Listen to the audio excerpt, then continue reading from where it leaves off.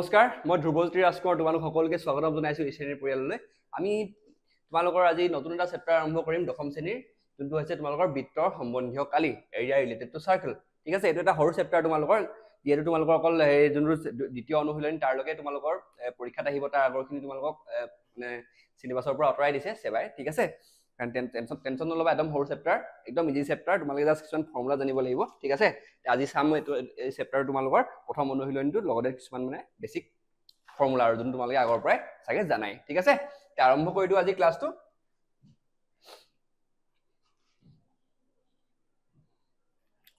হ'ব এটা চোৱা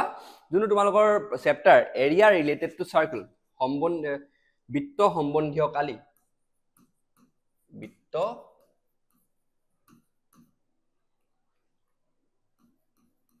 সম্বন্ধীয় কালি ইয়াত আছে তোমালোকৰ যে বৃত্তৰ লগত ৰিলেটেড যিমান তোমালোকৰ হেৰি আছে তোমাৰ পৰিধি বা কালি বা বৃত্তৰ লগত কিছুমান তোমালোকৰ হেৰি আছিল কিছুমান বস্তু আছিল যেনেকৈ বৃত্তকলা বৃত্তখণ্ড ইত্যাদি ইত্যাদি ইত্যাদিৰ কালি বা কালি পৰিসীমা এইবিলাক কেনেদৰে উলিয়া এই বস্তুবিলাক এই চেপ্টাৰটোত আমি পঢ়িম এতিয়া চোৱা আজি প্ৰথম তোমালোকৰ যোনটো অনুশীলনী তাৰ কাৰণে হেতু আমি কৰিব গৈ আছো মানে এতিয়া প্ৰথমতে হেতু কৰিম তাৰ পিছত তোমালোকৰ বাকিখিনি আমি নেক্সট ক্লাছত কৰিম ঠিক আছে এতিয়া তোমালোকৰ তাৰ কাৰণে এটা তোমালোকে জানিব লাগিব কেইটামান ফৰ্মুলা প্ৰথম মানে কেইটামান সূত্ৰ জানিব লাগিব তোমালোকে প্ৰথম সূত্ৰটো হৈছে তোমালোকৰ বৃত্তৰ কালি ঠিক আছে বৃত্তৰ কালিৰ যোনটো সূত্ৰ সেই বৃত্তৰ কালিটো ঠিক আছে এতিয়া বৃত্ত এটা কালি আমি কেনেদৰে উলিয়াও তাৰ কাৰণে তোমালোকৰ যদি এটা বৃত্ত থাকে যাৰ ৰেডিয়াস বা ব্যাসাৰ্ধটো তোমালোকৰ r হয় তেতিয়া হলে কি হ'ব এই বৃত্তটোৰ কালি হ'ব তোমালোকৰ 2 পাই r ওকে সৰি ভুল ইয়াত তোমালোকৰ বৃত্তৰ যোনটো তোমালোকৰ সূত্ৰ হ'ব এটো হ'ব তোমালোকৰ পাই r স্কয়াৰ ঠিক আছে এই আছে তোমালোকৰ বৃত্তৰ কালি আৰু এটা আছে তোমালোকৰ বৃত্তৰ পৰিধি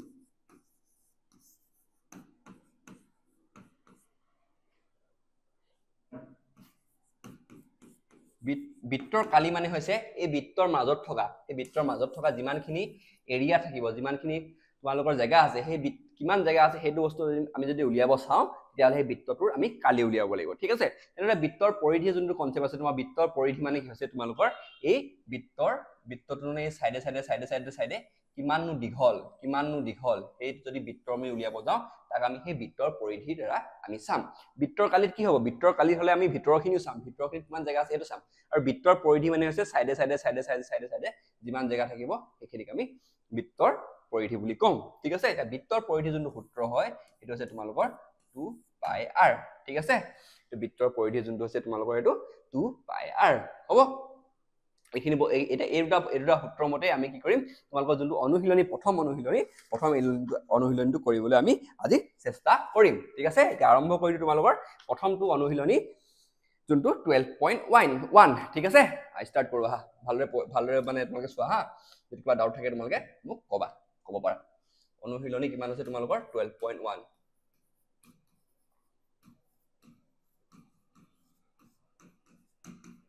হ'ব এটো অনুশীলনী 12.1 এতিয়া প্ৰথম যোনটো প্ৰশ্ন দিছে এটো মোক এটা কথা কোৱা হৈছে যে পাই যোনটো মান হয় পাই মানটো 22.7 লব কৈছে আমাক ঠিক আছে এতিয়া প্ৰশ্নটো কৈছে যে দুটা বৃত্তৰ ব্যাসাৰ্ধ ক্ৰমে 19 সেমি আৰু 9 সেমি দুটা বৃত্ত দিছে এটা ব্যাসাৰ্ধ তোমাৰ দিছে কিমান 19 সেমি আৰু এটা দিছে তোমালোকৰ 9 সেমি হ'ব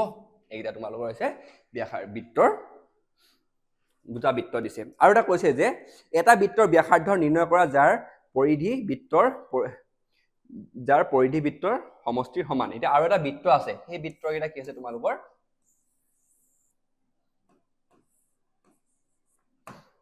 ইয়াৰ পৰিধিটো সমান বুলি কৈছে মানে কি কৈছে তোমালোকৰ এই দুটা যদি আমি বৃত্তৰ পৰিধিটো আমি যোগ কৰো তেতিয়া হলে কি হ'ব আমি সেই 3 নম্বৰৰ বৃত্তৰ পৰিধি পাম ঠিক আছে এটা বৃত্তৰ যোনটো পৰিধিৰ সূত্ৰটো আছিল কিমান আছিল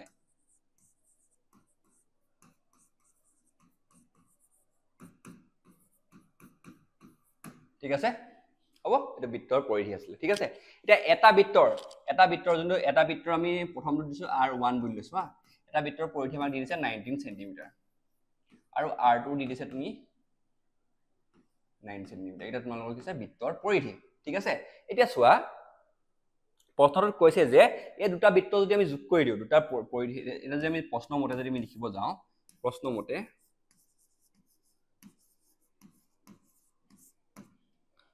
কি হ'ব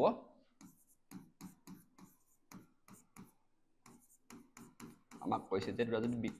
তেতিয়া কি হ'ব তোমাৰ আমাৰ টুৱাইস পাই r যোনটো ডাঙৰ ইটো বৃত্ত আছিল সেই বৃত্তৰ আমি কি কম পৰিধিটো পাম ঠিক আছে এটো প্ৰশ্নৰ মতে আমাক এটো প্ৰশ্নত কথাটো কৈছে এটা আমি ইয়াত কি কৰিম আমি 2 পাইটো আমি কি কৰিম ইয়াত কমন ল'ব পাৰিম কি হৈ যাব r1 আৰু r2 ইকুৱেল টু ঠিক আছে হৈ গ'ল তে ইয়াত 2 পাই আৰু 2 পাইটো আমি কাটি দিলো হ'ব আমি কি পালো ইমান r1 r2 equal to r হৈ গ'ল এটা কি হল প্ৰথম যে r1 আছিল কিমান হ'ব তোমালোকৰ 19 সেন্টিমিটাৰ ইটো আছিল তোমালোকৰ 9 সেন্টিমিটাৰ হৈ গ'ল কিন্তু বুজি পাইছা নিশ্চয় তোমালোকে এতিয়া যদি আমি যোগ কৰি কিমান হ'ব r ইকুৱেল টু পাম আমি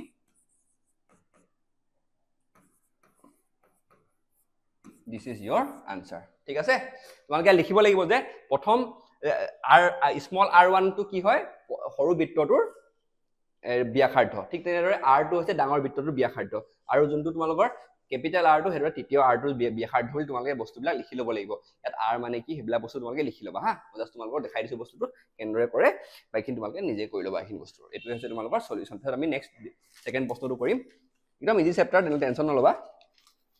বহুত যোগ বিয়োগৰ খেল আৰু গম পাইছা হ'ব তা 2 নম্বৰ প্ৰশ্নটো চাও হা এতিয়া 2 নম্বৰ প্ৰশ্নটো কৈছে যে তোমালোকৰ এটা আছে যে দুটা বৃত্তৰ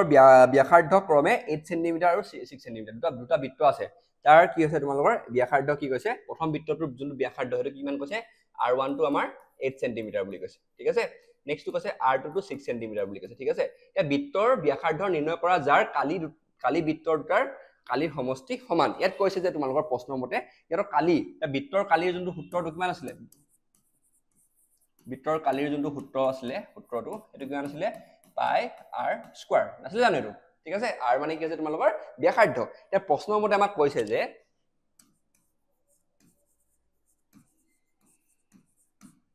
প্ৰশ্নৰ মতে কৈছে আমাক যে পাই r1 স্কয়াৰ পাই r2 স্কয়াৰ ইকুৱেল টু কিমান কৈছে আমাৰ কৈছে যে পাই r স্কয়াৰ বেলেগ এটা বৃত্তৰ মানে তোমালোকৰ ব্যাসাৰ্ধৰ সমান হৈ গৈছে ঠিক আছে এটো আমাৰ প্ৰশ্নৰ মতে এটো কৈছে এতিয়া আমি এটা কি কৰিম আমি ইয়াত পাইটো কমন লম ঠিক আছে অলপ মানে যিমান প্ৰায় ইজি কৰিলো আৰু মানে তোমালোকৰ যোনখিনি মানখিনি দিয়ে মানখিনি নপটা আগতে যিমান প্ৰায় তোমালোকে সৰু কৰি ল'ব চেষ্টা কৰিবা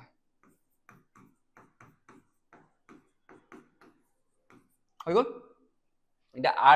r1 টো কিমান আছিল আমাৰ 8 স্কয়াৰ r টো কিমান আছিল আমাৰ 6 স্কয়াৰ ইকুৱেল টু কিমান হ'ব r স্কয়াৰ এটা 64 plus 36 equal to r square 64 36 আমি যোগ কৰি কিমান হ'ব 100 r ইকুৱেল টু কিমান হ'ব তোমালোকৰ √100 যাৰ ভ্যালুটো কিমান হ'ব আমাৰ ইফালে r ইকুৱেল টু 10 সেন্টিমিটাৰ ইছানে কিমান ইজিলি ওলাই গ'ল এটো আছে তোমালোকৰ answer r equal to 10 centimetre যেটো নেক্সট যোনটো তোমালোকৰ ডাঙৰ বৃত্তটো তাৰ যোনটো ব্যাসাৰ্ধ কিমান হয় 10 সেন্টিমিটাৰ হ'ব বাৰ চাই লোৱা নেক্সট প্ৰশ্নটো যাম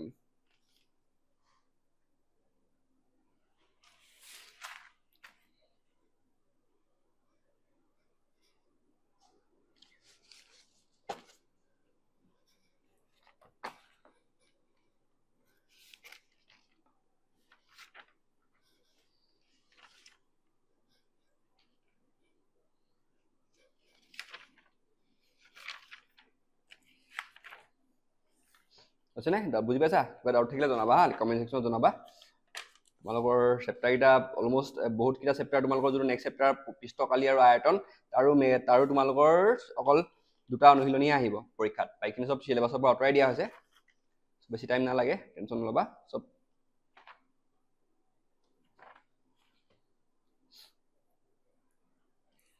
ঠিক আছে আমি নেক্সট প্ৰশ্নটো কৰো এটা প্ৰশ্ন অলপ দীঘল হয় হা বহুত দীঘল হয় প্ৰশ্নটো কিন্তু ইজি হয় মানে কনসেপ্টটো বুজিলে বুজি পাই যাব বস্তুবিলাক ইয়াত কি কৈছে এটা বৃত্ত দিয়া আছে হা বৃত্ত মানে এটা বৃত্তৰ ভিতৰতে ধেৰ বৃত্ত আছে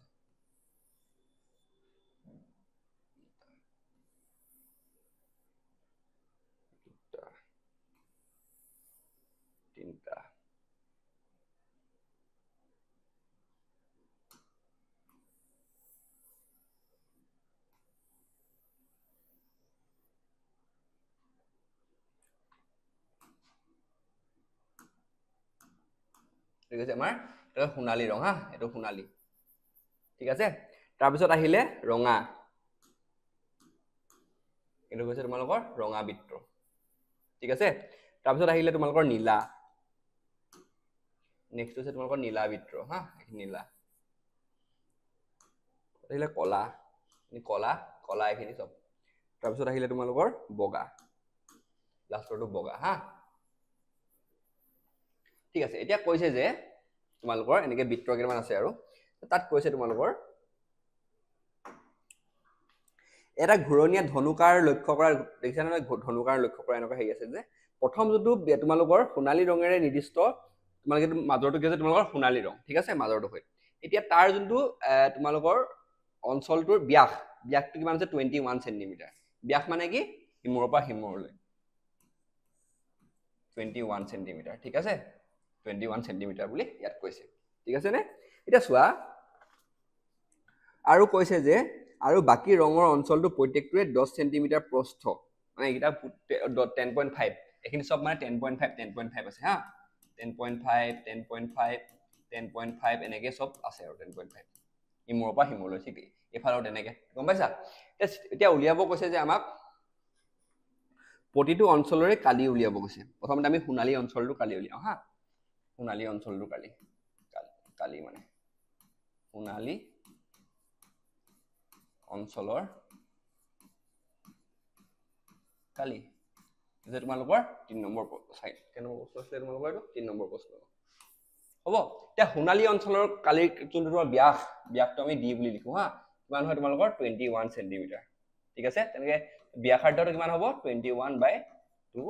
সেন্টিমিটাৰ তো গম পাইছা তে ইয়াৰ কালিটো কিমান হ'ব আমাৰ পাই r স্কয়াৰ আসলে আমাৰ পাই ইনটু r স্কয়াৰ আমি r স্কয়াৰটো এনেকে লিখি লৈছো বাৰু ঠিক আছে পাই মানটো আমাৰ প্ৰশ্ন প্ৰথমতে দিয়া আছে পাই মানটো আমাক কিমান ধৰিব কৈছিলে আমাক কৈছিলে এটো তোমাৰ 22/7 ধৰিব কৈছিলে হা কান ধৰি লৈছো আমি হ'ব এতিয়া আমি এটা কটাকটি কৰো আমাৰ থাকিলে 11 ইনটু 3 ইনটু 21 আমি কালিটো কিমান পাম এতিয়া তোমালোকৰ এটো পাম আমি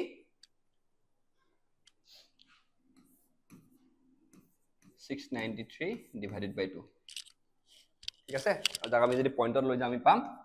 346.5 সেন্টিমিটাৰ স্কয়াৰ ঠিক আছে আমাৰ কাৰ কালি তোমাৰ এটো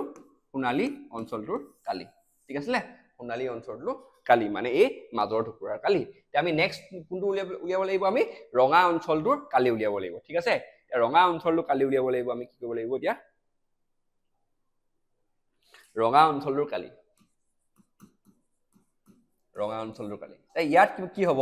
ৰঙা অঞ্চলটোৰ যদি তুমি আমি চাব যাও প্ৰথম অঞ্চলটোত কিমান আছিল ডায়ামিটাৰটো মানে ইয়াৰ ব্যাসটো কিমান আছিল তোমালোকৰ 21 সেন্টিমিটাৰ ঠিক আছে এটো কাৰ গোল্ডেন জি বুলি লিখিছো হা ৰঙাটো যদি উলিয়াব যাও ৰঙাৰ ডায়ামিটাৰটো কিমান হ'ব এফালে 10.5 এফালে 10.5 তালে এমুৰৰ পৰা হিমুৰলৈ কিমান হ'ব 21 প্লাস 10.5 প্লাস 10.5 হ'ব নাই নিশ্চয় হ'ব কাৰণ চোৱা এই গুটেই মানে তোমালোকৰ ৰঙা অঞ্চলটো উলিয়াব কলে এই মাজৰ সোণালী অঞ্চলটো আহি যাব আহিব নাই হেতু কাৰণে আমি গুটেই ৰখৈ ল'ব লাগিব ঠিক আছে তাৰ কাৰণে কি হ'ব তোমালোকৰ যোনটো ইয়াৰ যোনটো ৰঙা অঞ্চলটোৰ যোনটো ডায়ামিটাৰ বা হেৰি হ'ব হেতু কিমান হ'ব প্ৰথমতে 21 ছিল 21 সেন্টিমিটাৰ প্লাস 10.5 মানে 10.5 এটো সাইডে আৰু 10.5 এটো সাইডে ঠিক আছে প্লাস 10.5 সেন্টিমিটাৰ আৰু যদি আমি কৰো তেলে আমি পাম কি পাম আমি এটো পাম আমি 42 সেন্টিমিটাৰ ঠিক আছে ইয়াৰ ব্যাসটো কিমান আছে আমাৰ 42 তাহলে ব্যাসাৰ্ধ কিমান হ'ব ৰেডিয়াসটো কিমান হ'ব 42 ডিভাইডেড বাই 2 সেন্টিমিটাৰ যোনটো হ'ব তোমালোকৰ 21 সেন্টিমিটাৰ ঠিক আছে এটো হ'ল এতিয়া আমি কি কৰিম আমি এতিয়া কালিটো উলিয়াম ঠিক আছে পাই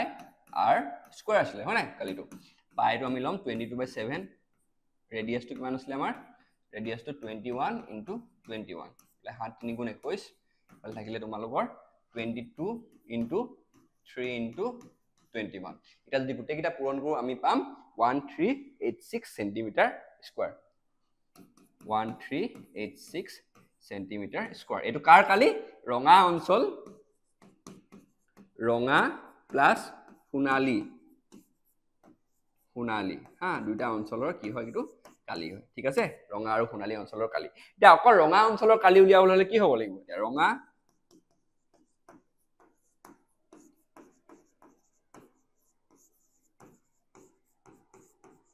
ৰঙা অঞ্চলৰ কালি যদি আমি উলিয়াব যাওঁ তেলে কি কৰিব লাগিব ৰঙা অঞ্চলৰ কালি যদি আমি অকল ৰঙা অঞ্চলৰ যদি কালি লাগে আমাক তেলে কি হ'ব লাগিব আমি সোণালী অঞ্চলৰ কালিটো আমি বিয়োগ কৰি দিব লাগিব এটা সোণালী অঞ্চলৰ কালি কিমান আছিল 346.5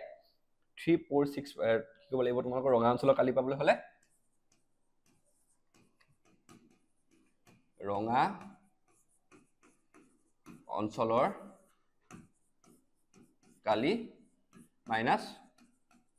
সোণালী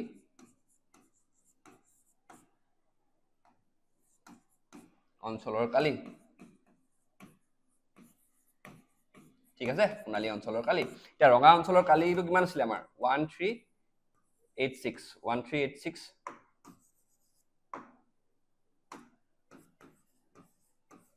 মাইনাস সোণালীটো কিমান আছিল আমাৰ 346.5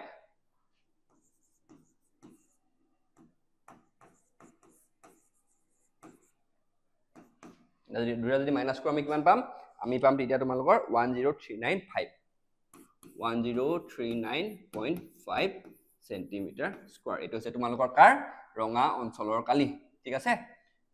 ৰঙা অঞ্চলৰ কালি এটো হৈছে তোমালোকৰ হবনে নেক্সট আমাৰ যোনটো অঞ্চল আহিব হেতু অঞ্চল আহিব তোমালোকৰ নীলা অঞ্চলৰ কালি উলিয়াব লাগিব ঠিক আছে এতিয়া নীলা অঞ্চলৰ কালি উলিয়াবলৈ কি হ'ব চোৱা তোমালোকে এতিয়া নীলা অঞ্চলৰ কালি যদি আমি উলিয়াও তাৰ ঠেলে কি হ'ব তোমালোকৰ যোনটো তোমালোকৰ ব্যাসটো কিমান হ'ব 21 মাজৰ থাকিলে তাপা ইফালে 10.5 ৰঙা হৈ গ'ল 10.5 তাহলে আকৌ যদি আমি নীলা অঞ্চলৰ উলিয়াও এফালে 10.5 এফালে 10.5 তাহলে আৰু 10.5 দুটা আমি কি কৰিব প্লাস কৰিব লাগিব নহয় জানো হেতু কৰিলে আমি কি হয় ইয়াৰ ব্যাসটো পাই যাম তে ইয়াৰ কালি উলিয়াবলৈ কি কৰিব লাগিব আমি নীলা অঞ্চলৰ কালিৰ পৰা আমি যোনকিটা তোমাৰ সোণালী অংশ আৰু ৰঙা অংশৰ কালিটো মাইনাস কৰি দিব লাগিব ঠিক আছে আমি হেতু এটা কৰিম চোৱা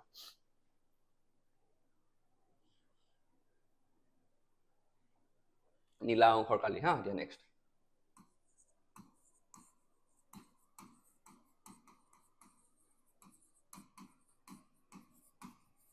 তাৰ কাৰণে নীলা অংশৰ কালিৰ যোনটো ব্যাস হ'ব ব্যাসটো কিমান হ'ব আমাৰ 21 আছিল কাৰ সোণালী অংশৰ তাৰপিছত আহিলে তোমালোকৰ নেক্সট ৰঙা 10.5 ঠিক আছে আকৌ তাৰপিছত আহিব নীলা সব প্লাস হ'ব মানে ঠিক আছে এটা ইমানটা যদি আমি প্লাস কৰো নীলা অংশটোৰ বাবে যোনটো ব্যাস হেতু আমি 63 সেন্টিমিটাৰ ঠিক আছে ইয়াৰ যোনটো ব্যাসাৰ্ধ হেতু কিমান হ'ব তোমালোকৰ 63 ডিভাইডেড বাই 2 সেন্টিমিটাৰ ঠিক আছে কিন্তু বুজি পাইছা নিশ্চয় হৈ গল এতিয়া আমি কি কৰিম গুটেই অঞ্চলটো গুটেই কি অঞ্চল নীলা ৰঙা সোণালী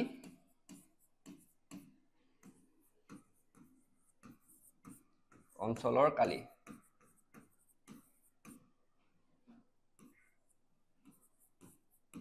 ঠিক আছে এটো উলিয়াব লাগিব কি কৰিব লাগিব পাই r স্কয়াৰ পাইটো কিমান আছিল আমাৰ 20/7 r টো কিমান পালো আমি 63 ডিভাইডেড বাই 2 স্কয়াৰ ঠিক আছে 9 থাকিলে হলে 11 থাকিব আমাৰ কিমান 11 * 9 * 63 ডিভাইডেড বাই 2 হ'ব আমি যদি কৰো আমি পাম কিমান পাম আমি পাম 3118.5 হৈ গল এটা কি কৰিব লাগিব আমি এটা অকল যদি নীলা অংশৰ কালি লাগে তাল তাৰ কাৰণে এই ৰঙা অংশ আৰু সোণালী অংশৰ কালিটো আমি কি কৰিব লাগিব আমি মাইনাস কৰি দিব লাগিব এটো কাৰণে কি হ'ব নীলা অংশৰ কালি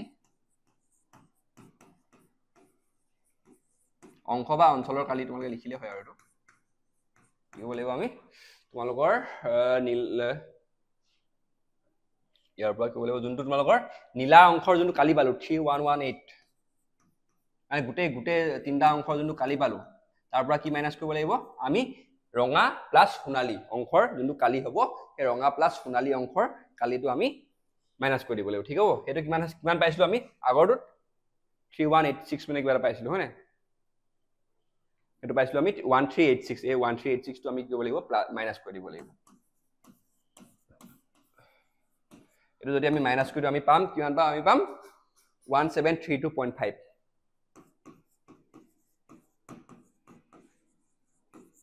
দিস ইজ ইয়োৰ আনসাৰ ঠিক আছে ঠিক তেনেদৰে নেক্সট আৰু কি অঞ্চল থাকিলে কলা অংশ আৰু কলা অঞ্চল আৰু বগা অঞ্চল থাকিলে সেই কলা অঞ্চল আৰু বগা অঞ্চলৰ কাৰণে আমি একেই প্ৰণালী কৰিব লাগিব এতিয়া কলা অঞ্চলটোৰ কাৰণে কি কৰিব লাগিব আমাৰ যোনটো কলা অঞ্চল আছিলে কলা অঞ্চলটো কি আছিলে কলা অঞ্চলটো এইটো অঞ্চল হা এইটো অঞ্চলৰ কাৰণে যোনটো ব্যাস হ'ব ব্যাসটো কিমান হ'ব 21 প্লাস 10.5 এইটো টক 10.5 এইটো কাৰ ৰঙা অংশৰ আকৌ 10.5 আকৌ 10.5 টো কাৰ হ'ব ইফালে আকৌ 10.5 হেতু হ'ব নীলাৰ হ'ব তেতিয়া নীলাৰ পৰা আকৌ এই 10.5 টো ইয়াৰ কাৰ নিজৰ কলাৰটো আকৌ 10.5 দুটা আকৌ প্লাস হৈ যাব ঠিক আছে তেতিয়া আমি তাৰ ব্যাসটো উলিয়াবলৈ কি হ'ব লাগিব আমি চোৱা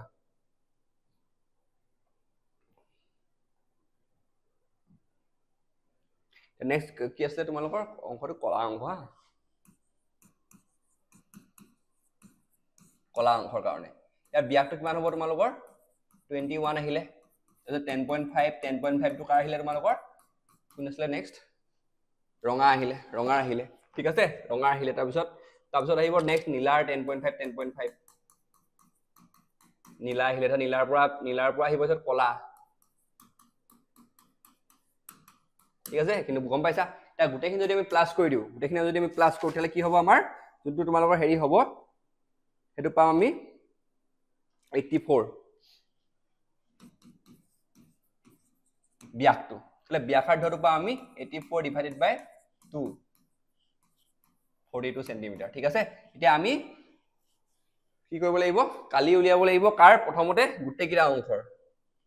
কলা প্লাস ৰঙা প্লাস নীলা প্লাস সোণালী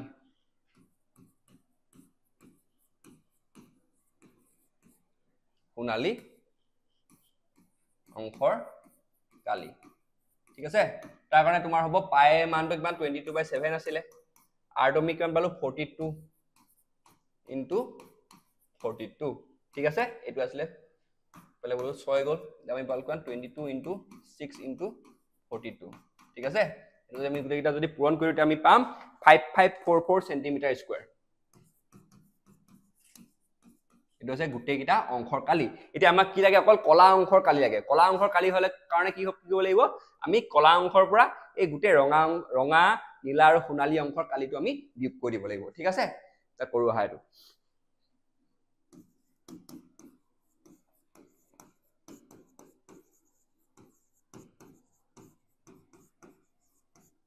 কি কৰিব লাগিব যোনটো গুটে আমাৰ কলা অংশৰ যোনটো কালি থাকিলে 5544 মাইনাস এই ৰঙা নীলা আৰু সোণালী অংশৰ কালিটো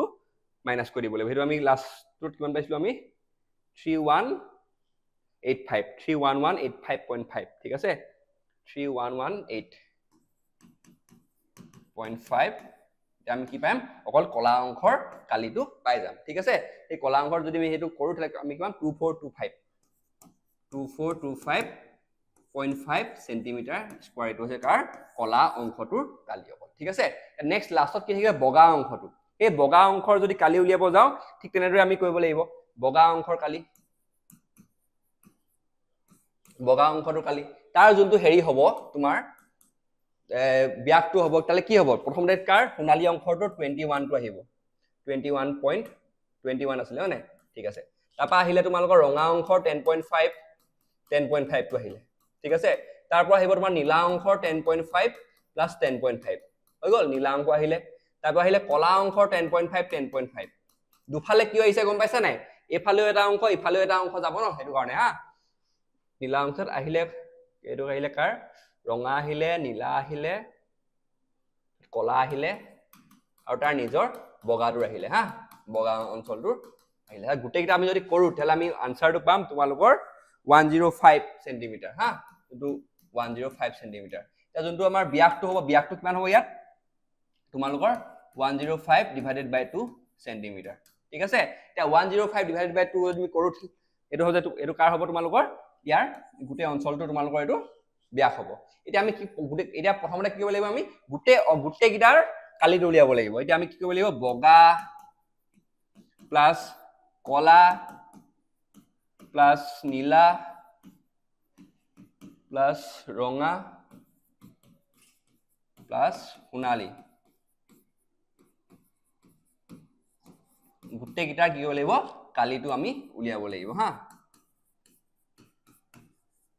তাৰ কাৰণে পাইত মানটো কিমান আছিল 22/7 ইনটু r টো কিমান পাইছিলো আমি 105/2 ইনটু 105/2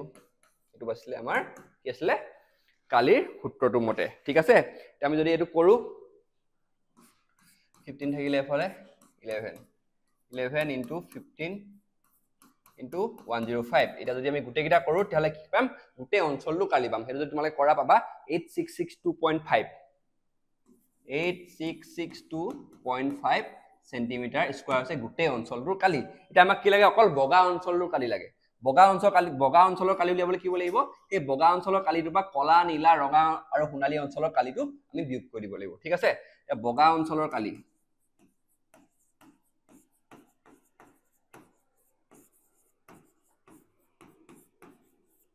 তাৰ কাৰণে কি হ'ব লাগিব 8662.5 ৰ পৰা তুমি বাকি কিটা আনসাৰ আমি কিমান পাইছো তনি 5544 টো আমি বিয়োগ কৰি দিব লাগিব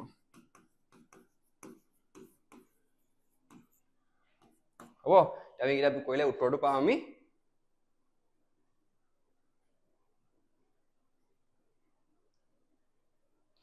পাম এটো তোমালোকৰ হেৰি 3118.5